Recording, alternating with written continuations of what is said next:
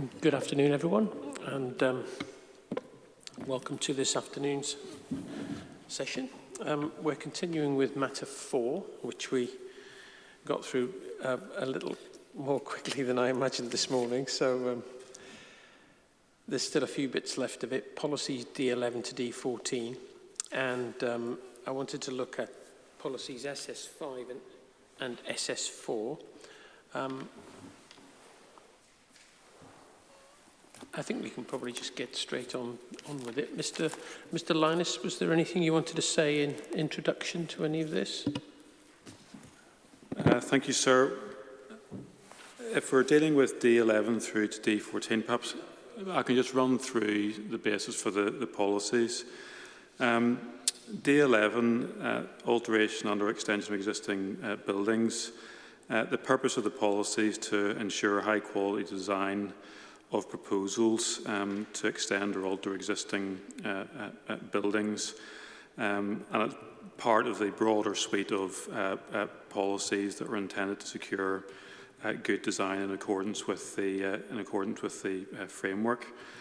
Historic England supports D11 on the grounds it will help ensure that extensions and alterations take place in a manner which safeguards the elements which contribute to distinctive character of the city, and it's felt that a specific policy confirming the approach is part of a sound suite of policies. As for D12, on protecting existing shop fronts, again it ties in with other policy requiring good design which are themselves consistent with the MPPF.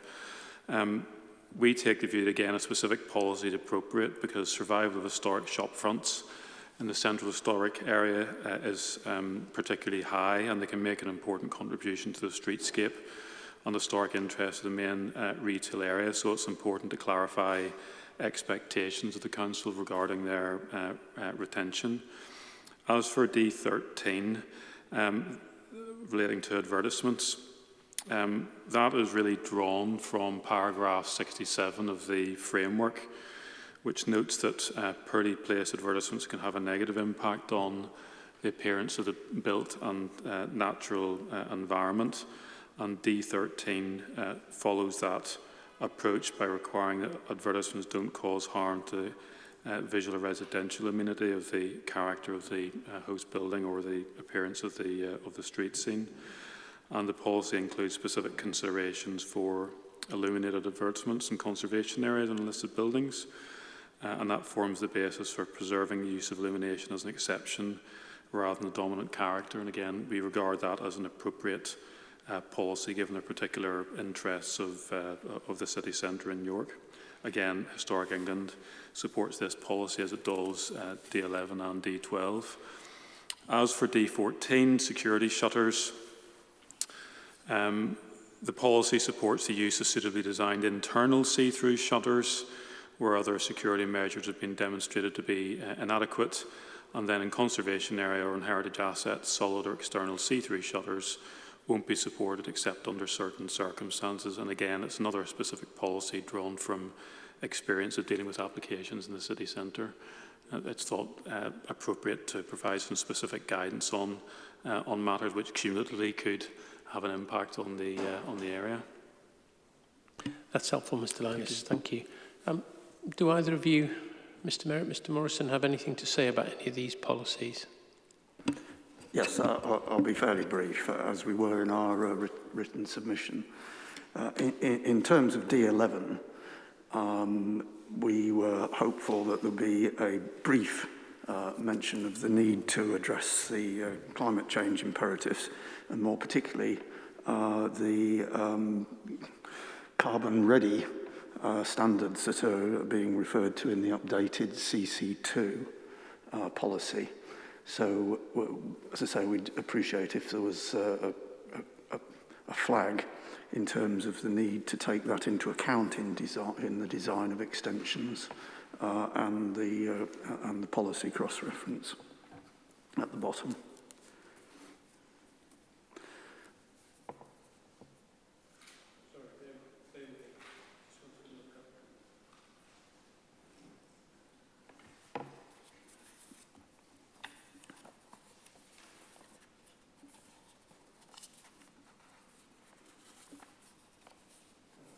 Perhaps while I'm doing that, I can ask you, Mr. Linus, whether there's anything you want to No, we don't think it's necessary to do it. Obviously, you'll be looking at CC2 next week, which will clarify the approach to be taken on climate change.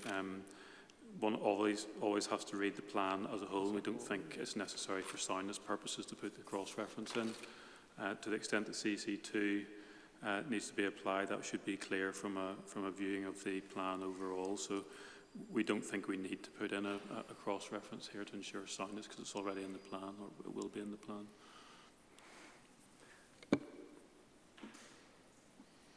Perhaps we could explore what the policy is on cross-references, because there is a policy cross-reference in policy D1. It's just 4 words at the bottom, see also policies CC2. And I would have thought it was the most obvious one that you should cross-reference if you're going to do a design and extension and alteration.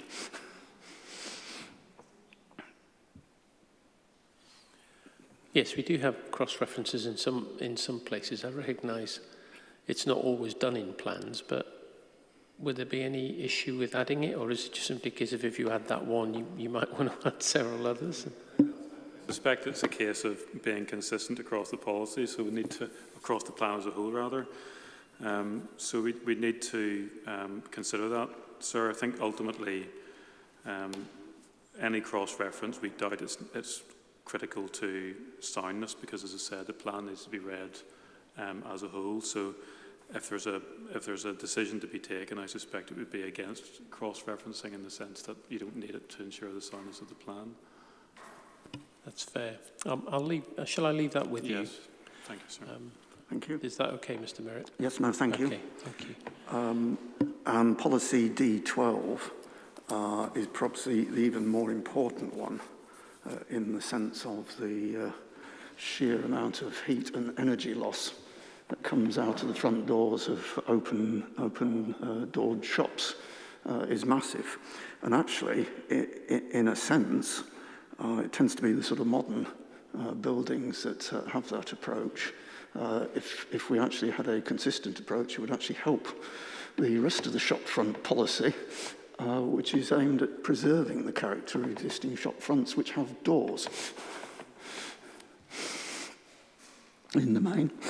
Is that another cross-reference point, or are you saying that it should have specific? No, I think you need a specific reference in the policy towards seeking to ensure to avoid open door arrangements in general for shop fronts. Permanently open doors, if you see what I mean. Mr. Linus, is there anything you'd say about that? I'm wondering how much control a policy like this could really exert over that. Exactly. I think the policy has been drafted to relate to the installation, if I can put it in that broad way, of shop fronts. I think we would struggle probably with how to frame an extra sort of policy requirement that sought to meet Mr. Merritt's aspirations, particularly in terms of how any proposals might be enforced. I think that's our main difficulty with it, sir. The purpose behind the policy, as you'll see from the suite of policies, is really about the contribution that well-designed shop fronts make to the character of an area, and our immediate reaction to that suggestion by Mr. Merritt is that it's getting away from the fundamental purpose of the policy, and it would be difficult to enforce in our view. Mr. Merritt? Well, we've made our point. I do accept that it is predominantly about the character, but yes. We need to encourage designs which help to conserve energy. So I'd agree. So if we perhaps just had a comment in the text along those lines, and again a cross-reference to CC2, that would be helpful.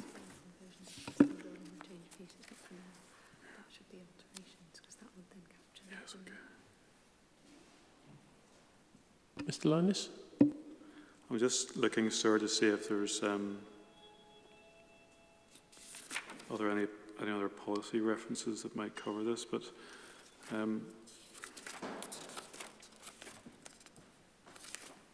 we'll take that away. Sir, I can't guarantee we'd put something, certainly not anything in the policy. We may just look to see the extent to which other of the environmental policies might cover this adequately in any event, without actually putting something into this policy specifically. We've got the CC policies next week, Yes. haven't we? Yes. So Yes. maybe Mr. Merritt, we can talk with about it. respect to then. Mr. Merritt, I know he's taking an interest in those policies.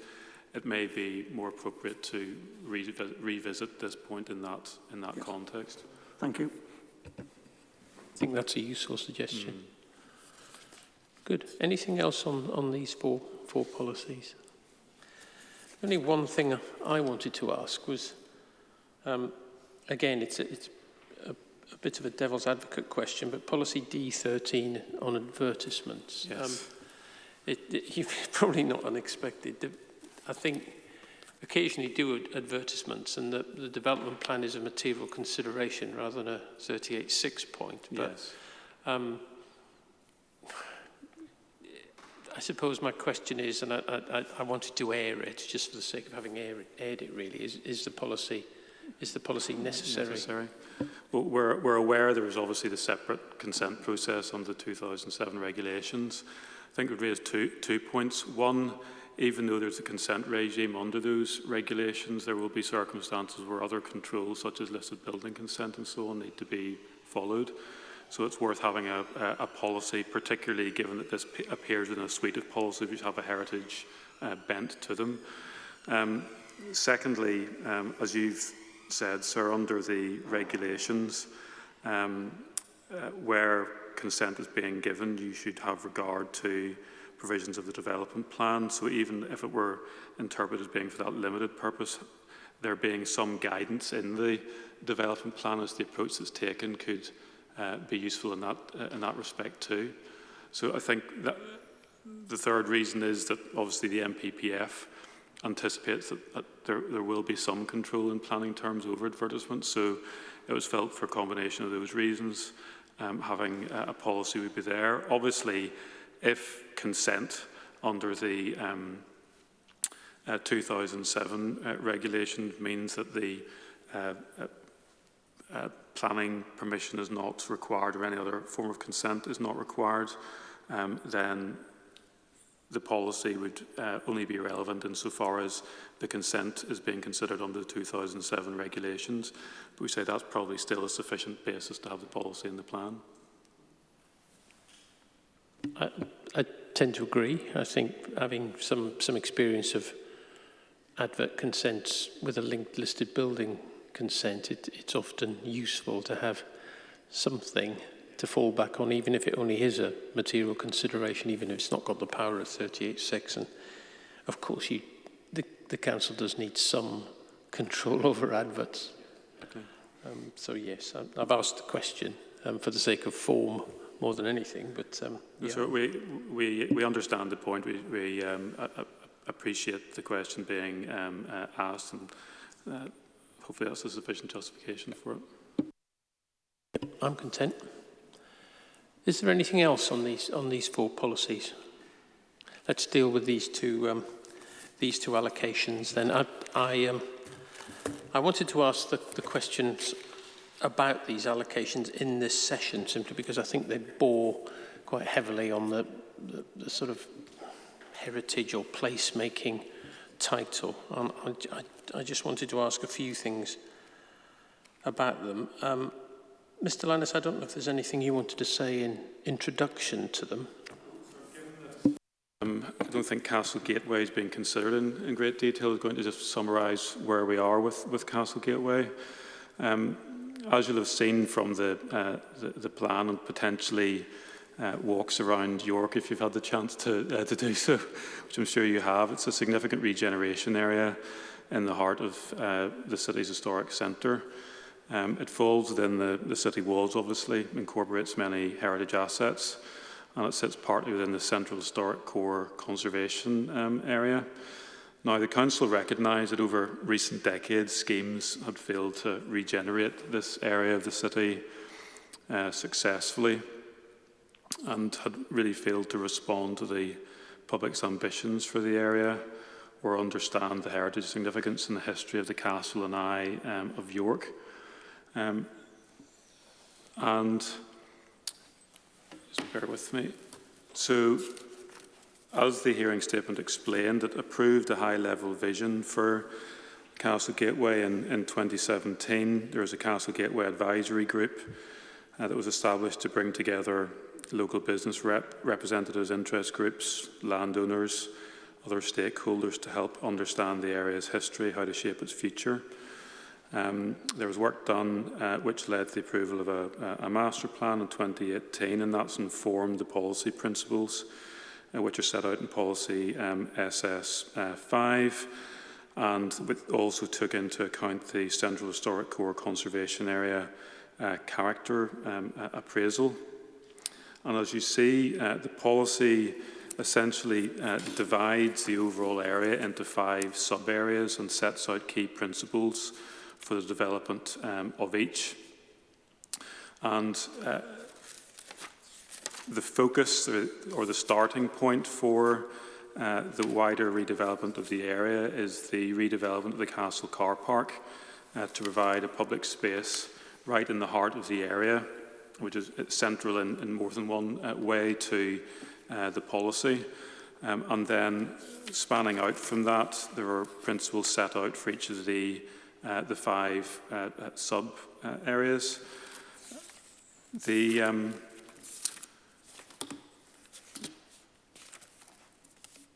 policy supported by Historic England in their representations, recognising that it would assist in realising the potential of this important part of the city.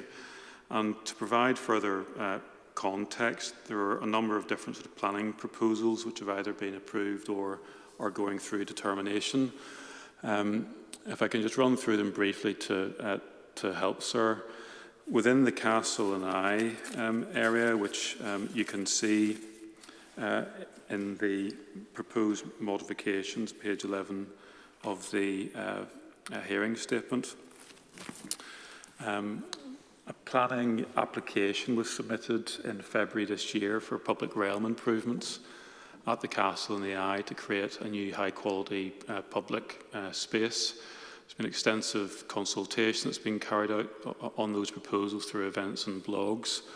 And that application is awaiting determination. It has been included in the Council's round 2 Levelling Up Fund bid, and subject to permission being granted. Hopefully those funds will come forward and allow that to proceed. As far as the Castle Mills area is concerned, the vision for the old Castle Mills car park site, which is on the plan, sir, it's not specifically identified, but it sits just to the east of the nib on Area 3 in the plan. The vision for that site's a residential apartment development with commercial space at ground floor to create an active frontage. And a planning application for development at that site was approved in December 2020 for 106 apartments, flexible commercial floor space, provision of a new pedestrian and cycle bridge across the fosse, and the creation of a new public realm with pedestrian and cycle route at Riverside North. And the intention behind this scheme is that the sale of the residential will generate money for the public purse towards the wider delivery of the master plan. The third element is St George's Field, sir, which you'll see from that plan is identified as the 4th area. Planning application was submitted in 2019 for a multi-storey car park there,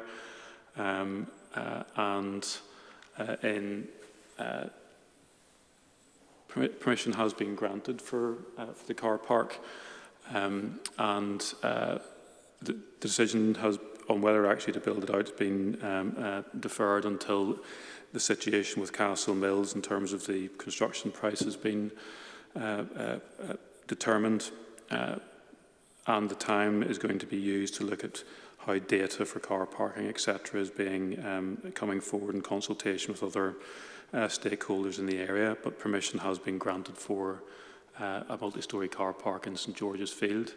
That's where we are with the proposals, but they need to be seen in the context of wider policy, which is not intended to be prescriptive in its detail. The purpose of the policy is that it sets out what is called an area of opportunity, recognising that there may be different detailed forms in which development may come forward, but it's felt that the policy sets out an appropriate level of detail for this plan, particularly identifying principles by which schemes should come forward within the area.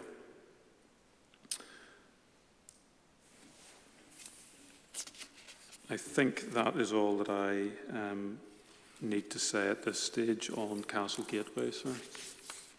Thank you, Mr. Linus. Does anyone have anything they want to say? Mr. Morrison. Thank you, sir. Firstly, I'd say I'm the Civic Trust, I'm a member of the Strategic Advisory Board for Castle Gateway, and I'm really strong supporters of the aspirations of the regeneration of that area, particularly in the way that Mr. Linus has outlined. The point we'd like to make, where we are now in terms of the development, is a much more broad-based approach, and Mr. Linus referred to the consultation that's gone on in terms of how we define heritage as part of it. When we come back to the plan, 2018, so 4 years ago, the heritage actually we feel is quite narrowly defined, with a preeminence on Clifford's Tower, particularly when we come to look at intangible heritage and non-statutory, non-designated heritage assets. Now, when you look at policy D7, it stresses the significance of non-heritage designated heritage assets, and MPPF recommends that LAs take into consideration the significance of all heritage assets, including intangible. And we feel that SS5, because it's so focused on Clifford's Tower in particular, and the introduction within the purpose of the regeneration is to radically enhance the setting of Clifford's Tower and other features, seems to belittle the other really truly internationally significant aspects of heritage in this particular area. I wouldn't particularly say that we need to think about other allocations coming forward, but the Castle Gateway is such a significant heritage area. I think actually the way it's described in SS5 doesn't really do it justice. It's far too narrow. I think when you take into consideration the inaccuracies that also appear in, so if you look at 330, for instance, it says, I mean, it's quite a small point, but it says that the area contains a mix of private land ownership and substantial amount of public estate with 3 museums and attractions. Well, actually, there's 4 to 5, depending on how you describe museums. 3 core buildings, many listed structures, and a scheduled ancient monument. Well, there are 3 scheduled ancient monuments within that area, one of which is equally significant as Clifford's Tower. If you use the map of the figure 3.4 as a description of the area, because you've got the Merchant Adventurers Hall on Piccadilly, which is an internationally famous guild hall. Also, when you come to the map of 3.4, you'll notice that Tower Park sits without areas 1, 3, and 4. So it's the bit that the dotted line goes round. Yet, when it's referenced within the principles of regeneration, it's actually specifically mentioned as an area that will actually be enhanced through regeneration. So what we're concerned about is because the definition of heritage within SS4 actually is quite narrow, there is a risk that, and with those inaccuracies, which admittedly are small, there is a risk that any developers coming to take on the site won't appreciate and understand the complexity and the nuance of heritage in this particular area. I'll just give you one example. If you look at the pogrom of 1190 that took place with the massacre of the Jewish people, totally intangible, there's no evidence left, really internationally sensitive event. I would have thought the level of detail required for SS5 would need to be a little bit more in-depth than perhaps we'd see in other policies because of the significance of that particular area. Thank you. Mr. Linus? Thank you, sir. I think our primary response is we don't think that change is strictly necessary for soundness purposes, on the grounds that the introductory paragraph identifies the significance of the area, and paragraph 331 also adds that the significance of heritage assets and the opportunities for improvement offered by regeneration are key priorities for this area of opportunity. So the policy isn't restricted, but we take the point that's been made by Mr. Morrison, and subject to your views, obviously, sir, I don't think there'd be any objection under the first part of the policy where it sets out the purpose of regeneration and adding a bullet point to say recognition of the significance of heritage assets within the wider area of opportunity, so that it deals with the point about any impression that's restricted to Clifford's Tower, and that bullet point would be added into that section of the policy and hopefully addresses the concern. As for the errors in 330, again, they can be picked up and corrected, but they're not a matter of soundness, obviously, but we take the point and they can be corrected. I think I'd share Mr. Morrison's view about accuracy, because I mean it does give anyone looking to put something forward using this policy a proper guide as to what they should be thinking about and understanding. You've also, well, Mr. Morrison, was there anything you wanted to add? Was there anything else you'd like to raise? Not under that, not to Mr. Linus' response. That's absolutely fine. Thank you.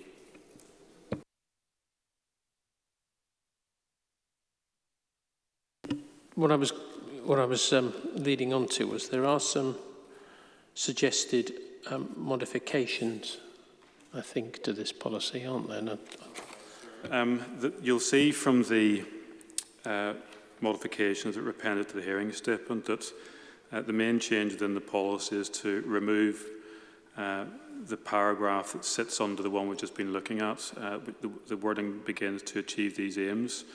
Now, I think the rationale for doing that is it was felt that generally the bullet points that are set out in the text to be replaced were covered when one looks at the detailed sections later on, and it was a case of reviewing the policy again, looking for ways of tightening it up so that it wasn't repeating text in general terms when it was covered in later sections. That was the main thinking behind those modifications.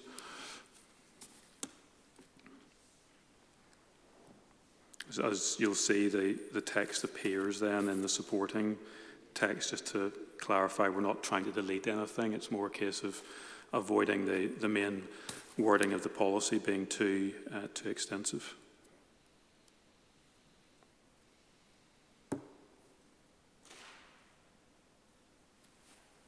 Thank you. Was there anything either of you wanted to say about that change? Well, I completely take Mr. Linus's point around duplication.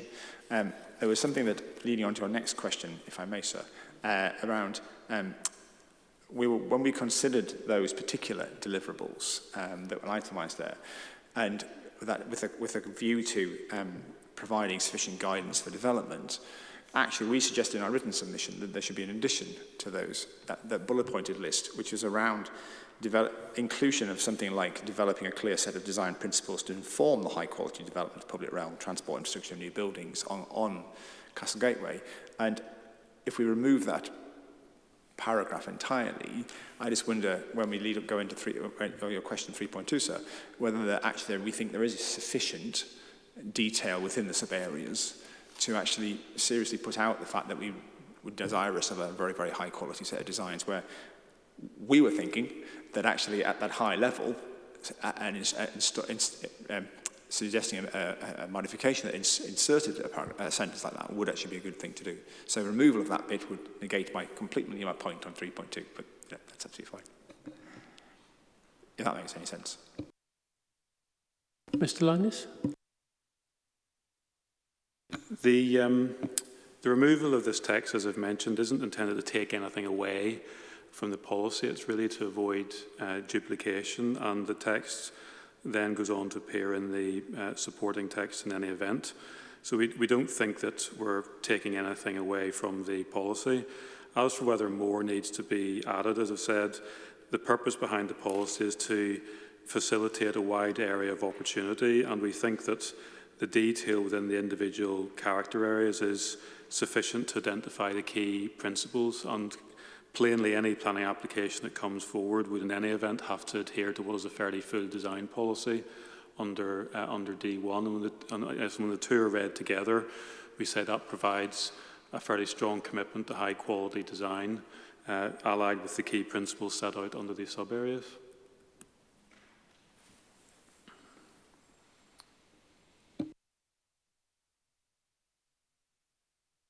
Yes, it's a read the plan as a whole point, I guess, yeah. Well, I'm certainly happy to take that away and have a think about that. I recognise when I wrote the questions that things might have moved on, and I suppose we'll have the same when we come to talk about York Central. But I've spent some time in that area, and I can see the need and understand the aims of what is said here. So there's nothing else in particular I'd want to raise about it. I can see the sense of having a framework for what goes on in the area. But is there anything else on this one, or can we move on to York Central? Mr. Merritt. Yes, I'd refer you to our original objection, SID 364, where we expressed a number of concerns about the form of development of this site, and particularly the balance between employment and housing. As an employment site sitting right next to the existing railway station and city centre. Sorry, Mr. We're moving on to. Are we moving on to York Central? Sorry. Yes. Apologies. I'm happy to if there's nothing else on the other site. But I ought to correctly let Mr. Linus start us off on it. But I'll certainly come to you after. Are we happy to move on? We are, sir. I am, I think. Yes, yep. Thank you. Good. Carry on then, Mr. Linus. Thank you very much.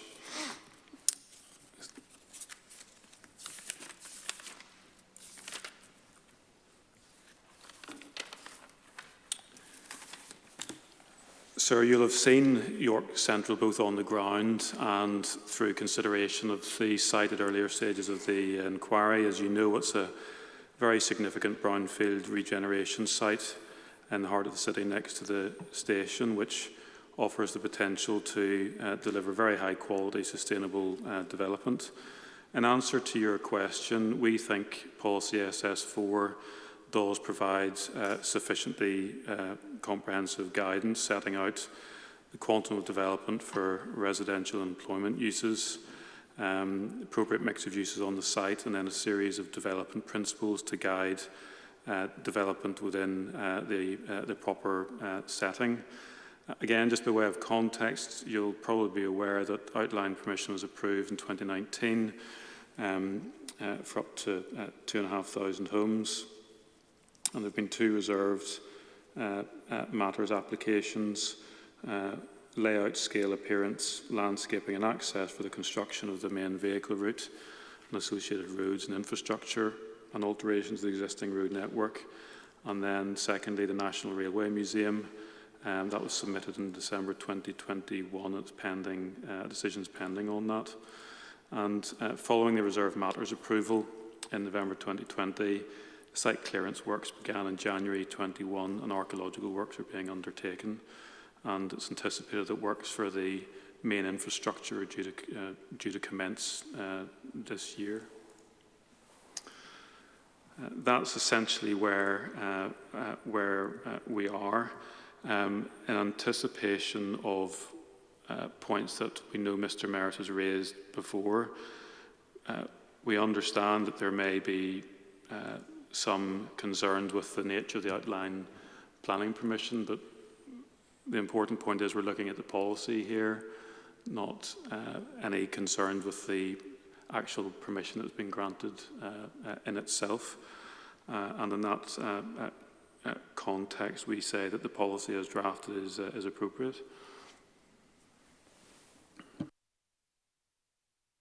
Thank you, Mr. Linus. Mr. Merritt. Yes, it is the policy that we addressed in our original objection. The planning application wasn't in place at that point.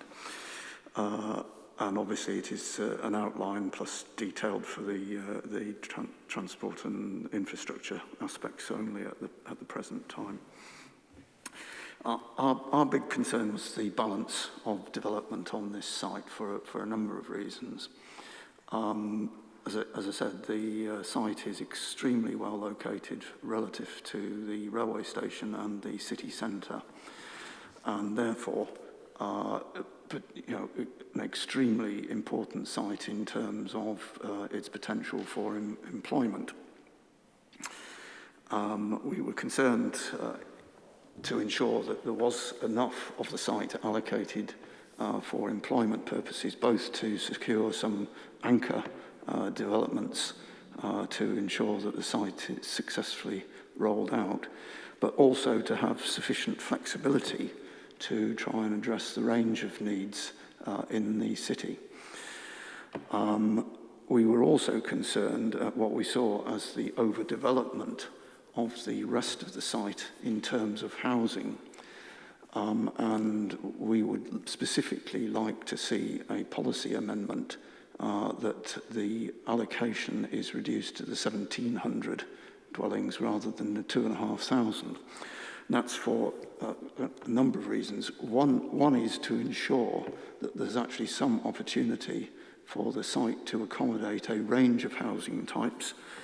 We feel with the upper figure that actually all we will get is apartment blocks, which will be highly attractive for buy-to-let, and in more recent years, the sort of explosion of Airbnb and other type properties, and will therefore not meet the actual local housing needs. And because it's all apartment, it will not provide a proportion of family accommodation, which is a key part of the assessed housing needs for the city. Plus, the scale of the development will push the scale of those apartment blocks to actually pretty substantial buildings, relatively high, which will make them fairly expensive to deliver, and therefore also compromise the element of affordable housing that will be provided as part of it. The other aspect, obviously, is also a large site such as this with very high apartment blocks will be a very dominant impact on the scale, on the scale and massing of the city relative to the city centre and its relatively low-rise scale, with the exception of the Minster. So I think there are a number of issues that we are concerned about, as I say, and would like that amendment to the ratio of employment to housing on that site. We have other comments to make about the transport, but I'll perhaps let the Civic Trust say its pieces first and then come back on that, if that's all right. Mr. Morrison. Thank you, sir. I won't repeat what Mr. Merritt said, but we do have similar concerns around 2,500 units, residential units being, and I'll use that word appropriately, squashed into that site, resulting in the height of buildings. The densities, I think, is an issue. So we share those concerns in that particular area. There was one point I would like to make, which is slightly outside of the point that Mr. Merritt was making, and actually is just a single point around the cultural provision within York Central, because fundamentally York Central is one of those fantastic opportunities for the city. Civic Trusts sit on the strategic board for York Central, and your question, sir, is around a comprehensive design guide for redevelopment. I sit on the design review group for the partnership as well, which has been created to help that way. But I just wanted to draw attention, sirs, to Principle 3, in my particular representation today, which is about enhancing the quality of the cultural area around the NRM, the National Rail Museum. And actually, you just looked at policy D3 this morning, where actually cultural provision should be considered as part of any particular development coming forward. And we'd like to see that the idea of enhancing the quality of the cultural area of York Central expanded to the whole of the site rather than simply being confined to the National Rail Museum. We get the fact that the National Rail Museum is a significant cultural player and an anchor tenant on the site, but actually I think D3 and the way the city would like to see York Central as a community develop, actually cultural provision should be throughout public realm and through all of those developments, however dense they are. So my point just really was to draw your attention to Principle 3, and I don't think it contradicts D3 particularly, but I think actually the way it's written does contradict the sense of D3 from this policy D3.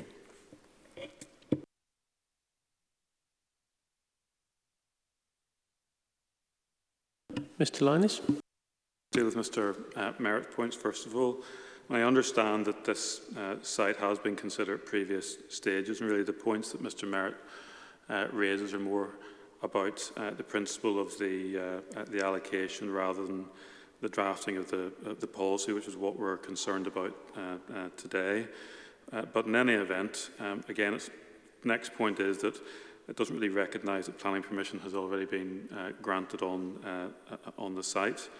And 20% affordable housing with a split of 80% social rented, 20% intermediate housing has been secured with a viability review mechanism. So the permission is already seeking to deliver a range of housing on the site. But beyond that, the broader point, I can deal with it very briefly because it's been dealt with before. If the concern is about allowing for a range of housing types on the site, it's better making the most of the site in terms of housing numbers rather than artificially suppressing them. So having a higher number of houses on the site offers the best prospect of providing for a range of housing types. As for concerns about the design implications of that number, again, we don't accept that proposals that level of housing provision are going to inevitably cause unacceptable impacts in design terms on the rest of the city. That's an in-principle point, nothing to do with the drafting of the policy. But fundamentally, this is a highly sustainable site where you've got to make the best use of brownfield land that lies in a sustainable location.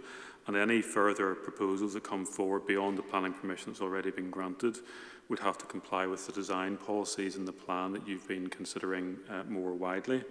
But we don't think that the application of those policies is somehow going to prevent 2,500 homes coming forward acceptably on the site. That's helpful. Can I just be clear? I think I took you to say earlier that outline planning permission has been granted for up to 2,500 dwellings. I mean, up to is important, but 2,500 dwellings. So the expectation, I'm sure that the developer's expectation will be up to 2,500. Yes.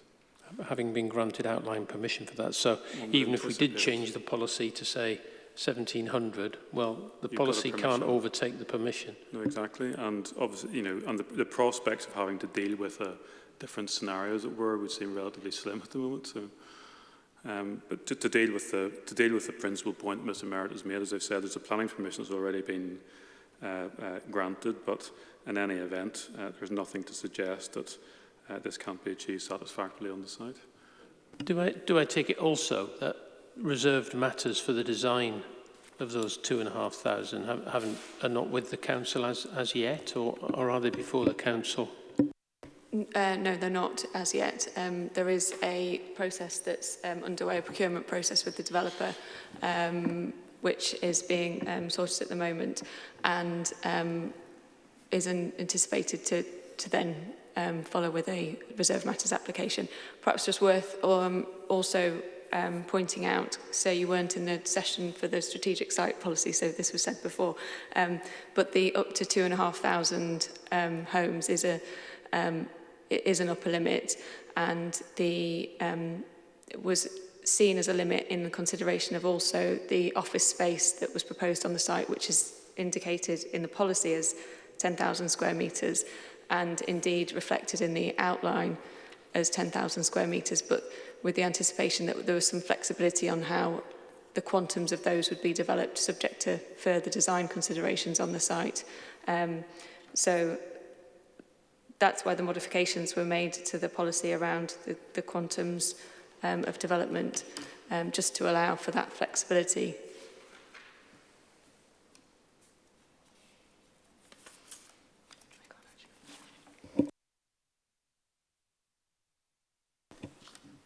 So it certainly wouldn't be the case that both of those upper limits would be delivered, if that's clear. So there's the possibility of some trade-off between house numbers and office space. Indeed, indeed. So that hence 1,700 to 2,500 and approximately, as amended, 100,000. Yes, that's correct. Also worth noting that the outline planning permission covers the vast majority but not the whole entire of the allocation as set out on the policies map. There are some areas of the site as allocated that fall outside the area that's subject to the outline planning permission. So there is scope for additional development there which could contribute to those quantums that fall within the policy. Okay, and can I ask whether the council has seen anything illustrative about what might come forward, or is that just a matter still to be a bridge still to be crossed? I think it is still to be subject to detailed considerations. Obviously, there was some indication provided through the outline stage, but very much in principle terms rather than anything more concrete. What I'm driving at is that if the council got something through reserved matters that was massed or arranged or in a way that it was felt to be too high or too dense, or however you put it, that there is scope within this policy for it to be, and other policies in the plan, obviously, for the council to resist it, even though outline planning permission has been granted. Is that, I've got that right, I hope? Absolutely, yes. That's how I would interpret it too. That there is still scope here for that level of control to apply to those later stages of planning approvals. Create a distinctive new place of outstanding quality and design which complements the existing historic urban fabrics. If something came forward that was difficult in that regard, well, there's you. Yes, Yeah. obviously, the reserve matters would come forward within the framework of the outline that's been granted, but you would still have regard to that policy when looking at the reserve matters applications. Mr. Merritt? It's the flexibility that concerns us. The site is in the ownership primarily of Homes England and the I think it's the Railway Residuary Body, which is a government agency whose responsibility is to maximise the amount of money that it gets. Homes England rationale is to build houses, and therefore the use of this the balance of the use of the site is very attractive to maximise the housing and minimise the employment because for financial and other reasons to the two landowners. And that is why we would like to see the flexibility firmed up in favour of supporting the employment allocation, given its import for this city. We've struggled for decades in terms of attracting new office employment and other types of employment to the city centre because of the poor quality of existing premises, the very limited amount of space, and it is therefore vital, as I said, also for sustainability reasons, because it's the easiest location to get to by public transport, and minimises for the city as a whole the cycling and for those people who walk distances. So besides the attractiveness, as I said, in terms of its proximity to the national rail network. So, it is really important that we protect the employment opportunities of the part of the site near the station for the maximum benefit of the city's economy for the long run, medium and long run. So that's why we would wish to remove the flexibility in the policy, and then clearly any future applications will have to be then judged in the new context.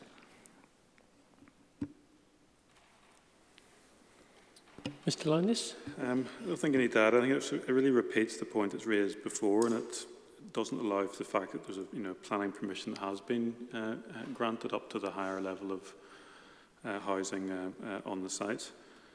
Plainly, any site of this size and importance, there will be a balance to be struck over dwellings and employment space, but there's nothing in anything that Mr. Merritt has said to suggest that the balance hasn't been struck properly, and it's been reflected through the decision on the planning application in any event. Yes, I mean, I suppose my question would be if something came forward through reserved matters which had a balance of housing and employment that the City Council felt was perhaps leaned too heavily towards housing and away from employment, then there is scope, I think, within the policy for that to be resisted.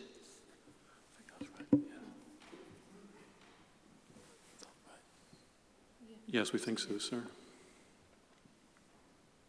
Could the council explain how? Because I very much doubt that.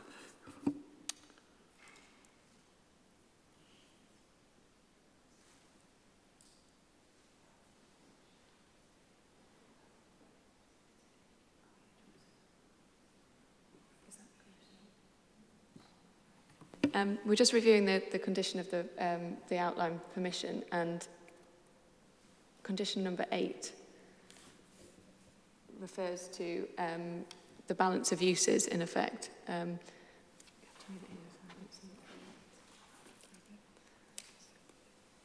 Which, if I just read it out, it says the uses hereby permitted shall not exceed or fall below where a minimum stated the following specified unit numbers or gross external floor space ranges, and then it sets out the office floor space between 700,000 and 87,693, very specific square metres, and then retail goes on to talk about retail space and gross internal area associated with Class A uses, which was written at a time prior to the new use classes in place.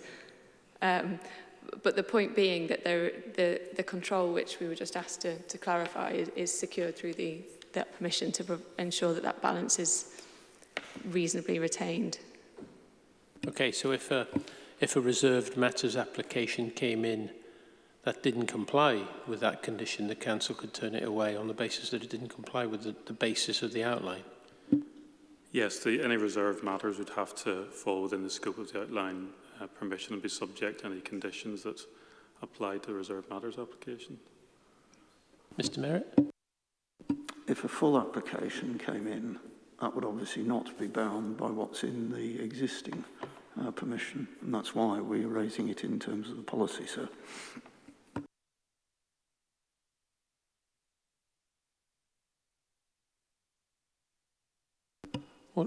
What does the council say to that point if a fresh application came in? And if a fresh application came in, it would have to be determined according to the policy as written. And as Ms Bartle said, there's an allocation for 1,700 to 2,500 dwellings and approximately 100,000 square metres of office space. So there is a degree of flexibility built into the policy. It would have to be considered. It's impossible to say in the abstract, because at the moment we're just dealing with an outline planning permission. No one knows what full planning application might come forward, the likelihood of that happening, but one would just have to look at the wording of the policy, which is not fixed. But if something came in that was predominantly dwellings with something far short of 100,000 square metres of office space, the council could, I'm not saying it would, but the council could turn it away on the basis that it just didn't comply with this policy allocation. Obviously the wording of the policy which says approximately 100,000 square metres, there will be limits to the extent to which the proposal coming forward will be approximately 100,000 square metres. That will be a matter of judgment at the time any application comes in, but it's quite clear that the policy is directing the achievement of a quantum of office space. Otherwise, the figure wouldn't be appearing in the policy at all. Mr. Merritt?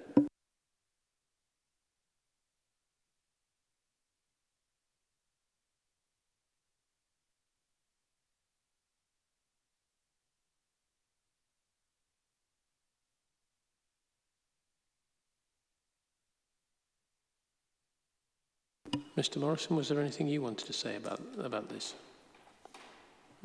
No, thank you, sir. I think that argument's been well voiced there by both parties. So, yes, so the only other point was that we've already looked at employment need, and the council has put forward its case at this inquiry that York Central is part of the employment allocations that it's looking to bring forward to meet its needs. So we'll have to bear that in mind when looking at the suggestions in our part of the room.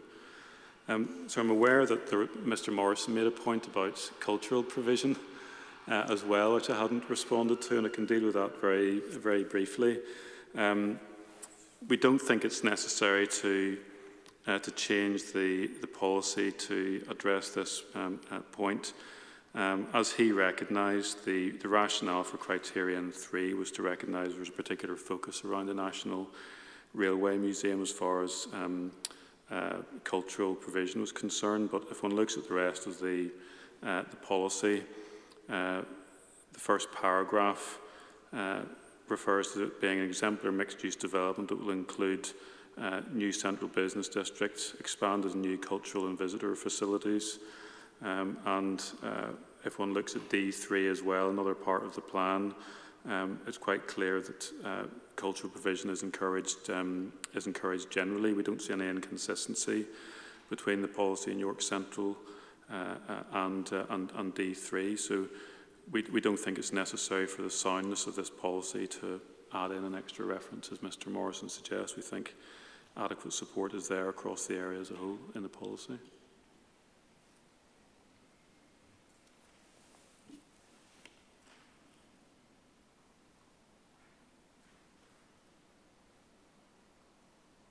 Okay, is there anything either of you want to add? Okay, but you had other points you wanted to raise, isn't that right, Mr. Merritt? Well, carry on. Thank you. Speaking on behalf of the Environment Forum as well as York Labour Party on this aspect, we have concerns about the parking and the through traffic arrangements that we've ended up with on this site.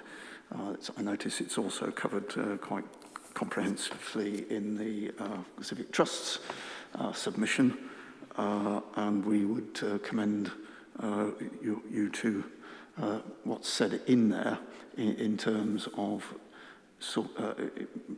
putting a bus walking and cycling only route access at the south end of the site to insulate the extremely critical inner ring road junctions to the south of the Lehman Road tunnel from the impact of so much additional traffic. And it will also make an enormous difference in the proposed museum square that is to sit between the railway station and the National Railway Museum, which will otherwise be choked up with large volumes of traffic, particularly on Saturdays, when the traffic peak is much later in the day. This is sort of 11 or 12-ish. So, you know, we're trying to create a unique new space in the city that provides that setting for the National Rail Museum, and then it has been compromised by putting a through traffic route not just for walking, cycling and buses, but an all-traffic route through that site, contrary to policy T1 of the local plan and the previous intentions regarding that site. Mr. Morrison, did you want to say anything about this? I'll make it very brief, sir. I'll draw your attention to Principle 13.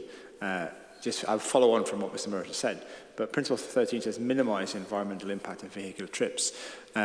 The way the transport arrangements have developed, I'd say probably goes against that, but I think in terms of policy status, the point that Mr. Merritt makes around the social and cultural impact of queuing traffic through Museum Square, I suggest that perhaps Principle 13 should be enlarged from minimising environmental impact of vehicular trips to minimise the environmental and social impact of vehicular trips, if we're looking at a policy rather than what's coming out of the development scheme as we stand. That's all I have to say. Thank you. Thank you both. Mr. Linus, I'll Thank you very come much, to you. sir. As we understand the complaints that Mr. Merritt are making about transport matters, we must bear in mind that I'm instructed that the Reserve Matters application, which has already been approved in November 2020, provided for the construction for the main vehicle route and associated infrastructure and alterations to existing road network. So this appears to be a complaint about what has been approved already. But in any event, to the extent that there is a wider concern about transport issues, any further application that comes forward would be subject to Principle 12, which is to demonstrate that all transport issues have been addressed. And the policy overall, we say, provides adequate protection for transport impacts to be considered in the context, of course, of wider policies in the plan. As far as Mr. Morrison's point is concerned, we don't see a strong reason to add the word social impact of vehicular trips to the policy. There are other parts of the policy which require high-quality, sustainable development to be carried out. And as you're aware, sustainable development has a social arm to it. So if there were concerns about those matters, they would plainly be considered in the determination of any application coming forward to the extent that they were relevant. So we don't think the soundness of the plan requires that addition to it.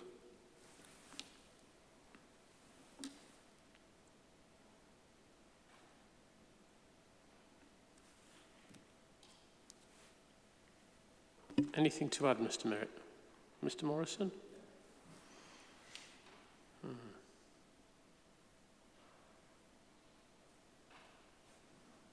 So just that I'm very clear about this this Reserve Matters application that was approved in 2020. Yes. The road layout and the way in which the traffic works through the site was approved through that application. Yes, sir. Would you find it helpful to have a copy of the approval, or is the summary sufficient for you? Yes, I think I would. I'd also like a copy of Condition 8, if that's possible. Right.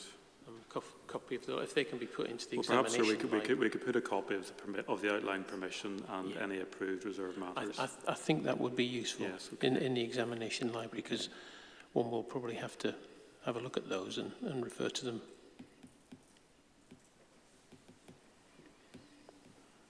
Is there anything else we need to deal with this afternoon then?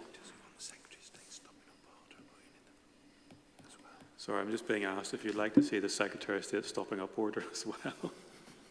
I'm not sure you need it. Perhaps, sir, I mean, if you look at the outline planning permission and the Reserve Matters approval, that may well be sufficient, but if there's anything arising out of that, by all means you can ask for the stopping up. I would like to keep the documentation to a minimum as far as possible, but yes, stopping up orders. I suspect that even the outline permission itself will be sufficient, but there we are. Okay, let's leave the stopping up order for now. They're an interesting area of of planning. Yes, I've done a couple. Likewise, sir. Good. Well, unless there's anything else, then I'll bring this hearing to a close and bring this week to a close, and see you all, or see some of you at least on Tuesday. Thank you very much, sir. Until next week, then. Thank you both. Thank you. Thanks, everyone. Until next week.